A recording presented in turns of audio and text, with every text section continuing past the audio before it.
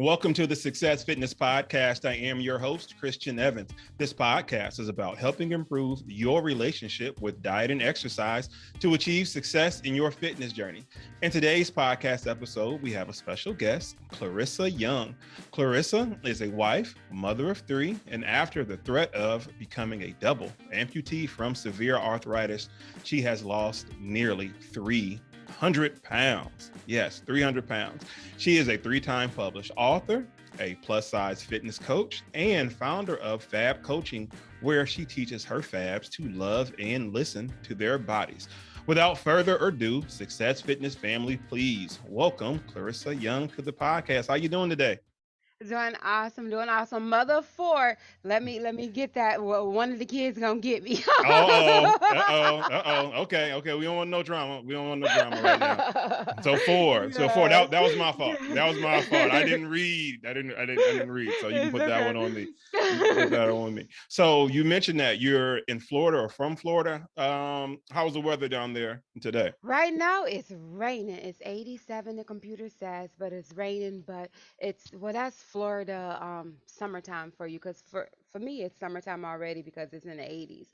But originally from Detroit, but I stay in South Florida now. Okay, Midwest. Okay, Midwest originated. Yep, I'm in Peoria, Illinois, so we're a couple hours south of you. I've been in Detroit maybe one time when I was younger. I think with our church years and years ago. So back when I was a little tyke. So well, I'm glad that you're getting a little bit of rain. It's been raining, I would say probably about 3 days. Then just like the very next day after rain and it being cold, it just went up to like 90, just like that Wow, here. So wow. it goes from one extreme to To the the next. next, and one extreme to the next. So how did you begin your fitness journey, and what steps did you take to start that fitness journey after receiving the news you may have to cut off your limbs? Okay. And so the fitness journey itself, I always say I've been dieting all my life, right? And I legit been dieting all my life. The part to where I've been successful at it has been 8 years. It's been 8 years since I've been on that part of my journey. I did have the gastric sleeve surgery, so I count that as the beginning of my start, and that was exactly 8 years ago when I started that. Okay. So what like how did you even get that news that, hey, you know what, you may have to get your legs cut off or arms or fingers or whatever? Tell us a little bit more about Okay. just that news and how that all came about. So I've been overweight all my life, and so with the weight, I've had the pressure on my joints, and that was something I've always kind of complained about to my mom, was having the pressure on my joints, and my leg began to bulge, and I guess actually it turned into arthritis. At my highest, I was 515 pounds. I had gotten to the point to where I had the gastric sleeve. I had started losing some weight, but still was having the knee pains. And so I went in to go see an orthopedic. I was about 100 pounds down. And he was like, "You have bone on bone arthritis in both of your knees." And he was like, "It doesn't matter what you do, you're going to need a knee replacement." And because you're young at that time, I think I was about 33. I'm 36 now. I'll be 37 in July. And he said, the knee replacements only last so long. So he said, "You're looking at about time you're 50, you'll be a W amputee." Wow. So where did your mind go when you heard that? The devil is a lie. The devil is a lie. Right. I refuse to receive that. And when it comes to doctors and so forth, I'm normally would have been the type to just kind of take that in. But like I said, I had already been losing like 100 and something pounds, and I'm like, I'm a very spiritual person, and I'm like, my God did not let me get to the point to where I've started losing this weight, and then I'm willing to continue to lose more for me to turn around and be a W amputee afterwards. And so I was at a point in my life to where I was just like, I'm not accepting it. I got you. So what were some of the first steps that you took to try to correct that and like, okay, I got to get my life together. What were some of the first steps that you can remember? Was it immediately surgery as your first thought, or just what were your first steps? Well, at this point, I had already had the surgery. I'd Hmm. already had the surgery. I was already 100 and something pounds down. Um, I did have my son at this point, and so I was kind of like at a stagnant standstill, actually, and borderline putting some weight back on. Um, but I decided to jump right back in there, learning the discipline that I had learned from when I started, when I had the surgery, trying to eat right. I was inside of an exercise regimen, doing modified exercises that my body would allow me to be able to do, and just making sure that I keep moving, because I learned over the course of time that with arthritis, though it hurts to move, the more we sit still, the more the joints lock up on us, the more eventually pain that we have. And so just making sure that I continued to try to lose weight, continue, because like I said, at that time I was probably still either late 300s or still early 400s when he told me that. So it's like, okay, continue to lose this weight. Right, right. So backing up just a little bit more. Hmm. So prior to that, is how did you get to the point to where you wanted to do the surgery? The Well, surgery, just okay. yeah. So that's where I want to get to initially is what was what was that moment where you're like, okay, you were doing stuff prior to that, or maybe not. I'm not for sure, but how do you get to the point to where it's like you're going under the You're knife going one under the way or knife. under or another? So how did that come about? Where were you at in your life, like when you said, okay, I need to do something, so this is the solution that I have at this moment? So again, I've been dieting legit all my life, and I would do good for a little while, and then after a while, it's just I would fall off, and I would fall off for weeks. And so at a time, I've been always wanted children, and my breaking point was to the point to where we have a little strip here called Las Olas, and it was Christmas time, and at 515 pounds, whenever I went somewhere, I needed to take a chair with me, because I needed to sit. As soon as we got somewhere, I needed to sit. And I always wanted children, and I wanted to be involved in my children's life. And my breaking point was my husband and I had just started dating for a couple of months. And when we got there to the Christmas festivity at Los Olas, my son wanted to go walk. Mama couldn't go walk. Mama had to sit down right away, immediately. And my son, and at that time, my boyfriend went off walking. And so here I am, holiday time, and they're off walking, and I'm there by myself. And that was my breaking my I've had a lot of breaking moments, but that was my breaking moment, to where I was like, God, you gotta help me with this thing, because I don't want to be um, looking at pictures of my children, but not being able to be there in their life. I got you.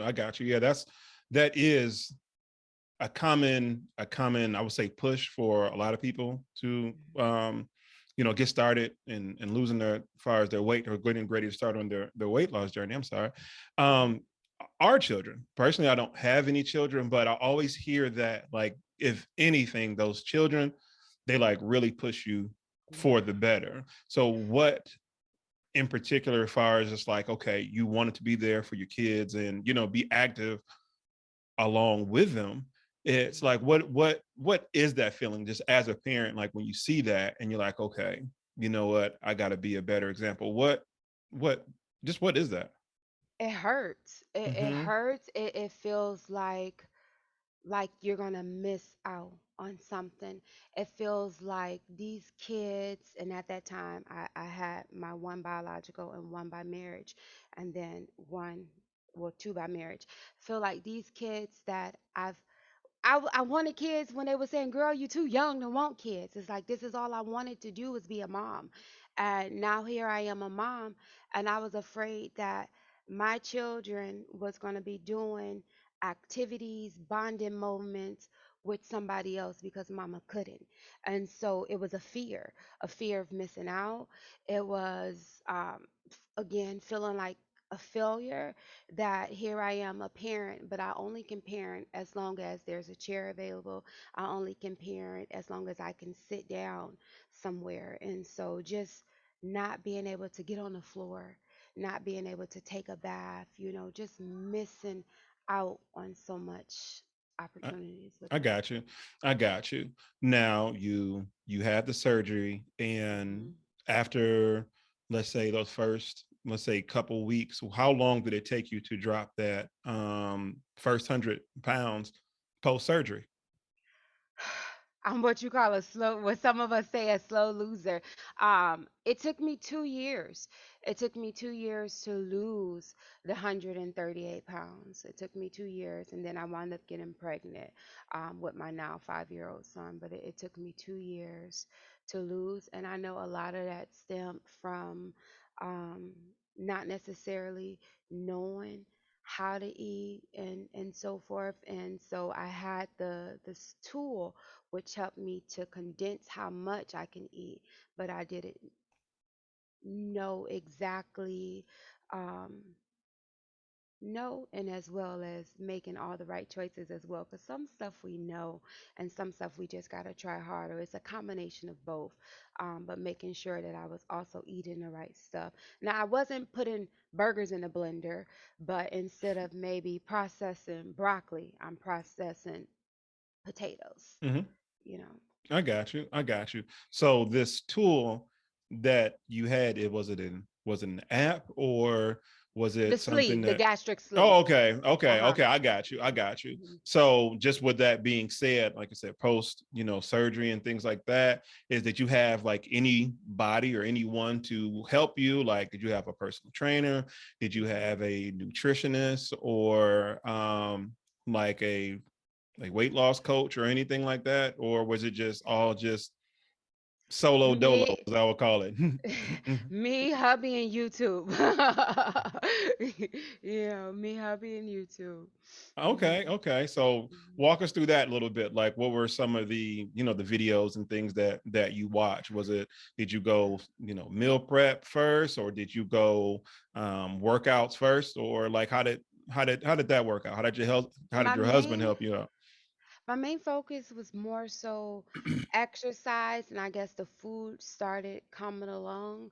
I definitely see now, this is again 8 years ago, the benefit of having a trainer, having that accountability partner now.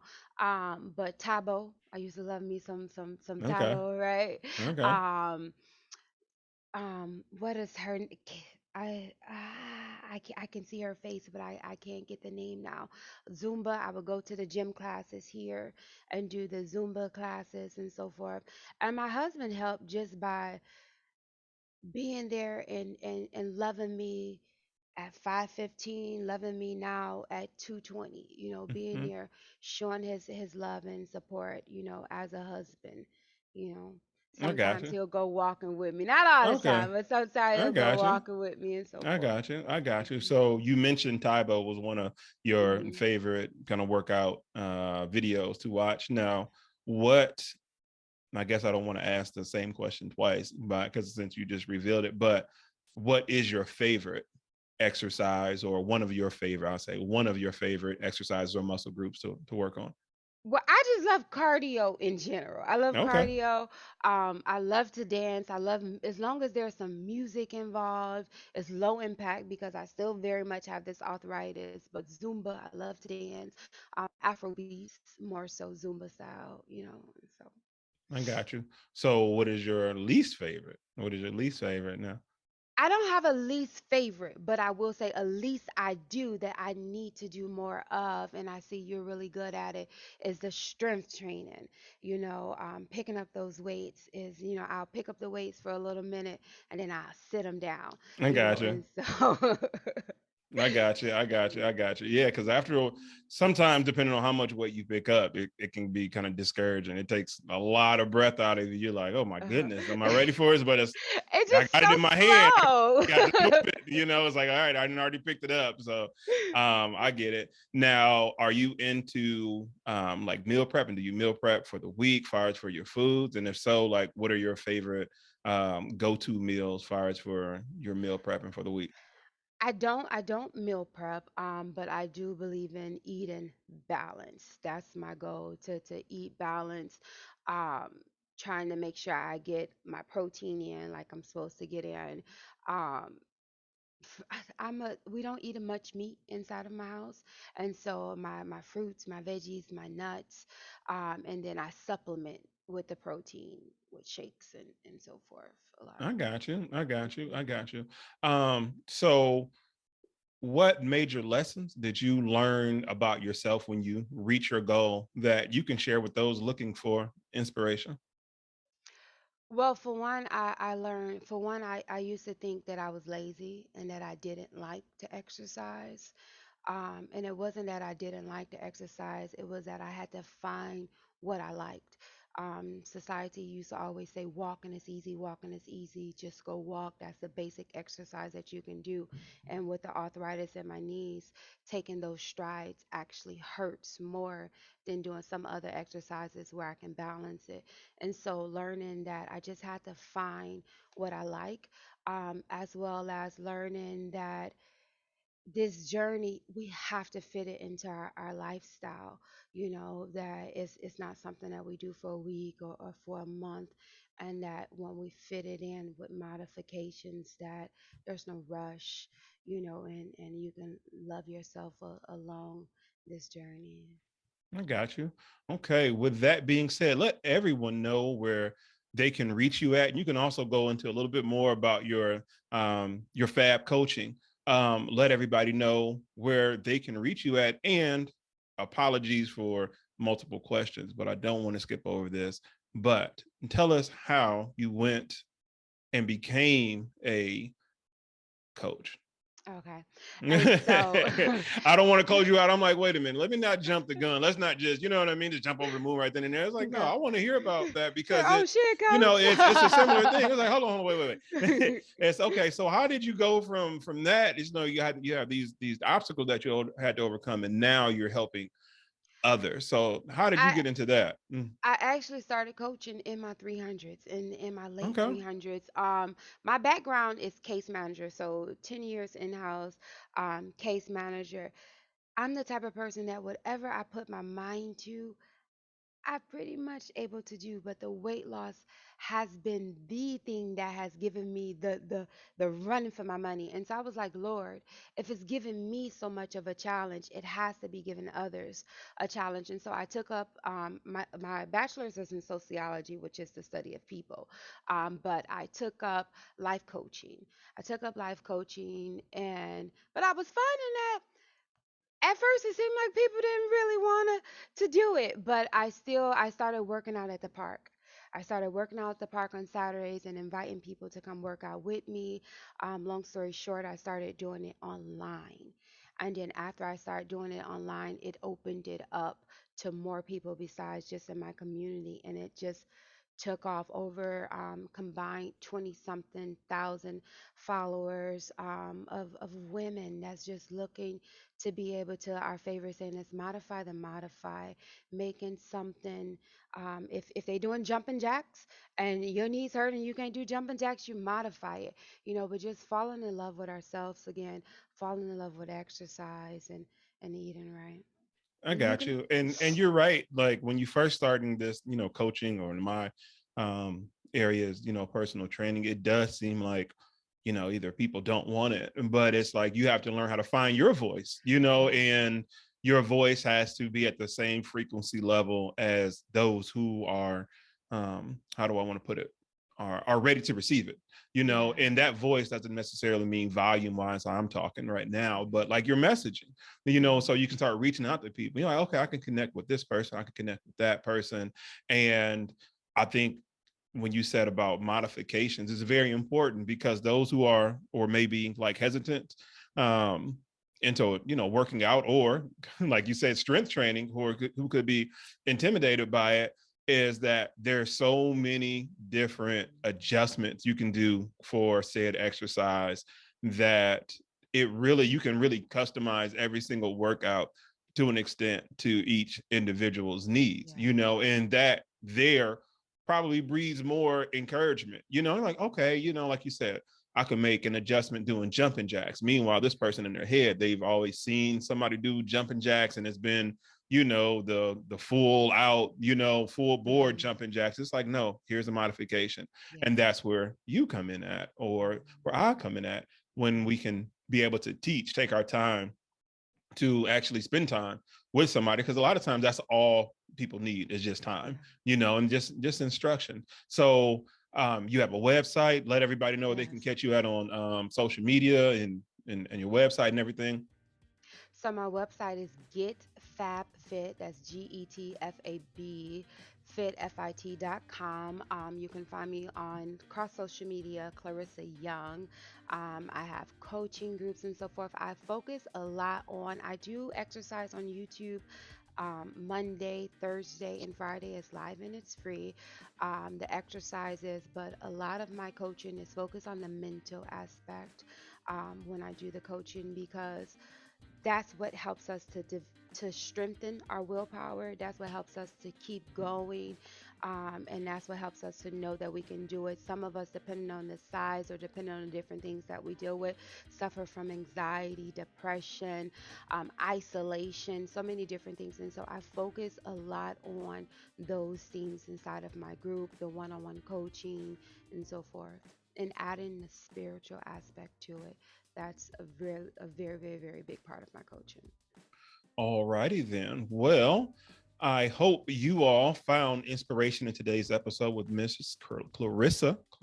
Clarissa Young, with 4 kids, not 3. So hopefully Yes. she won't get in trouble today. All right, I blame it. Put it on me. Put it on me. It wasn't her. She didn't forget about it.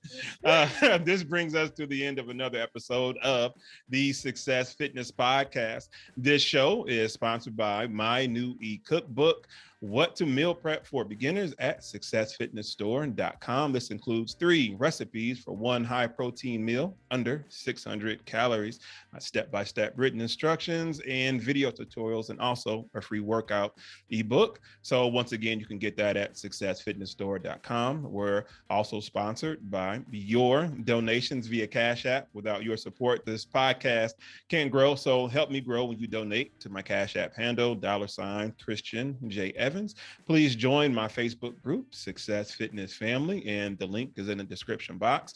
Thank you for listening to the Success Fitness Podcast. And until the next episode, Success Fitness is the mindset. And remember, success is golden. Hashtag more weight. And thank you again, Miss Clarissa Young. Thank you. Have a good one.